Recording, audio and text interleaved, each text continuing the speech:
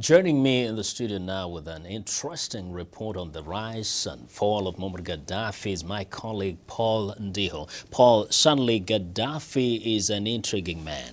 Yes, he is, Vincent. In February, peaceful protests against the rule of Muammar Gaddafi were met with violence by the regime. 6 months later, Gaddafi is a fugitive, looking increasingly like other ousted autocratic leaders of the Arab Spring. Muammar Gaddafi was born in 1942 in the coastal area of Sirte to nomadic parents. He went to school at Sabaha, then to Benghazi University to study geography, but he dropped out to join the army. Gaddafi debuted on the world stage in September 1969 when he led junior army officers in toppling King Idris in a bloodless military coup. The aging king had ruled the former Italian colony since gaining its independence in 1951. Gaddafi oversaw the rapid development of his poverty-stricken country, formulating his third universal theory, a middle road between communism and capitalism. One of his first tasks was to build up the armed forces, but he also spent billions of dollars of oil income on improving living standards, making him very popular with the poor. Inspired by Arab nationalist sentiments, Gaddafi abandoned ties with Western powers and pursued the aim of uniting Arab countries. He instigated the Arab Federation with Syria and Egypt in April 1971, which soon crumbled in an argument and recrimination. Gaddafi's relations with the West, in particular the United States, became increasingly strained during the early 80s.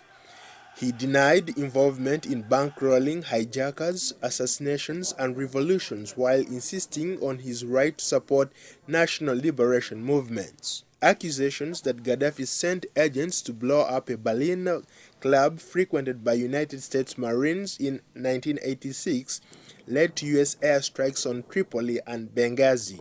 Just days later, Gaddafi's home in Azizia barracks was attacked and his adopted daughter killed. Gaddafi designed a political system of local congress where people were allowed to air their views and appoint representatives to the General People's Congress. In theory, the People's Congress held legislative and executive power, but critics dismissed them as dedicated to maintaining power and wealth in the hands of Gaddafi and his family. Gaddafi poured money into giant projects such as the Great Man-Made River, a vast network of underground pipes that pump water from desert wells to coastal communities. The project, which Gaddafi has described as the eighth wonder of the world, is estimated to have cost $20 billion.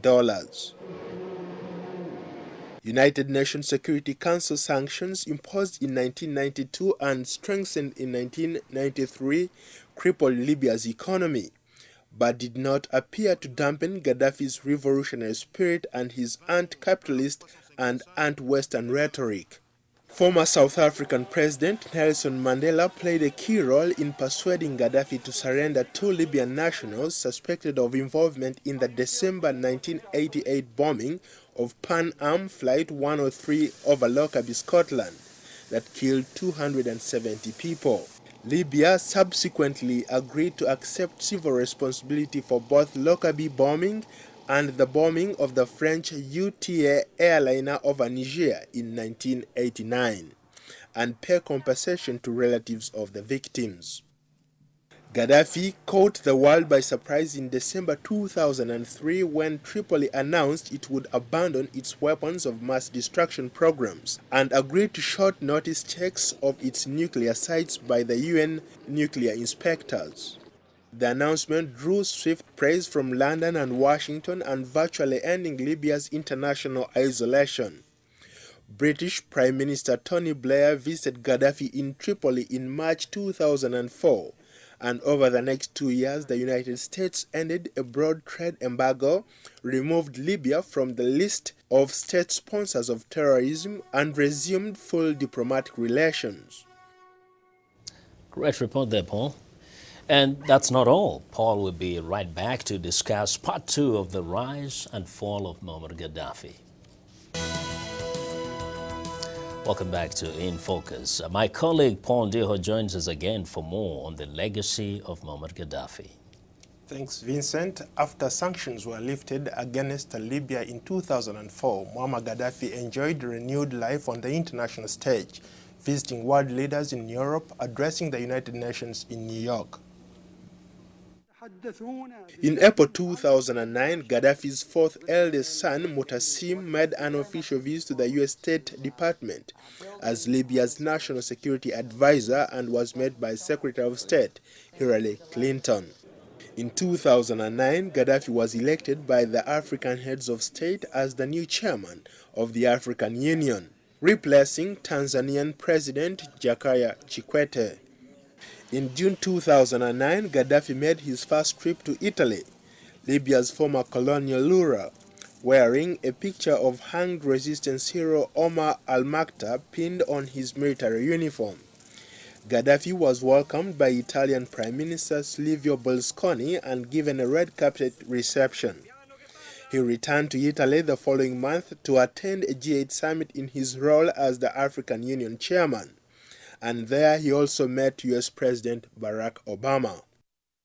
The return to Libya of convicted Lockerbie bomber Abdul Baset al-Megrahi, who was released from jail in Scotland for health reasons in August 2009, was welcomed with celebrations. Gaddafi's second eldest son, Saif al-Islam, accompanied al-Megrahi back to Libya, and state television showed coverage of the Libyan leader greeting the former intelligence agent later that evening.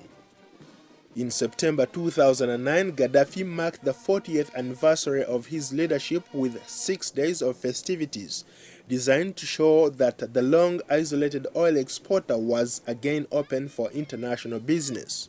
After years of heavy sanctions, Venezuelan President Hugo Chavez was guest of honor at the military parade held to kick off the celebrations. Later that month, in his first visit to the U.S. since taking power, Gaddafi addressed the United Nations General Assembly in New York. In his speech, Gaddafi accused major powers on the UN Security Council of betraying the principles of the UN Charter and condemned the veto power held by the 5 permanent members on the Council. The advent of the Arab Spring, which saw autocratic rulers topple in neighboring Tunisia and Egypt in early 2011, encouraged a popular revolt against Gaddafi's 4 decades in power. Gaddafi's violent crackdown on dissent sparked a civil war, prompting the Arab League to call for a United Nations no-fly zone over Libya. On March 17th, the UN Security Council voted to authorize a no-fly zone and all necessary measures to protect civilians against Gaddafi's forces. 2 days later, a 5-country coalition made up of the United States, France, Britain, Canada, and Italy launched airstrikes on Libya in a joint operation called Odyssey Dawn. On June 27, 2011, the International Criminal Court issued arrest warrants for Gaddafi, his son Saif al-Islam, and the head of Libyan intelligence, Abdullah al-Sunasi, for atrocities committed during a violent uprising that began in mid-February. In spite of the rebellion, NATO airstrikes, and the defection of some of his closest aides, Muammar Gaddafi has remained defiant and appears to be hunkering down for a long siege. He has not been seen in public since a barrage of airstrikes hit his compound in Tripoli on May 1st, killing his youngest son, Saif al-Arab, and 3 grandchildren. Well, Paul, thanks a lot for that very informative report on Muammar Gaddafi. But really, going back to some of the stuff that you've highlighted, Right. Looking from outside over those years, it looked like a guy who had it together, like somebody who did a lot for his country, brought development, plowed oil money back into the economy. What went wrong? Why do we see everything just crumbling down on him? I think you're absolutely right when you say that, but a couple of things went wrong. First of all, the one area where he missed a great opportunity maybe to transform that country, his he failed to put institutions in place, institutions that could guide that country long after he's gone. He was the law, he was the police, he was the everything. So Libyans, right now, actually Libya is going to get more chaotic because they have nothing to build on. Some have also said that he kind of tended to own the country. Over time, the country became like his personal property, and that kind of didn't go down well with other people, or most people in the country. One great philosopher once said that absolute power corrupts absolutely. So Gaddafi became victim of that. He was corrupt, and power corrupted him to the extent that he felt like Libya belonged to him. The people of Libya were his people.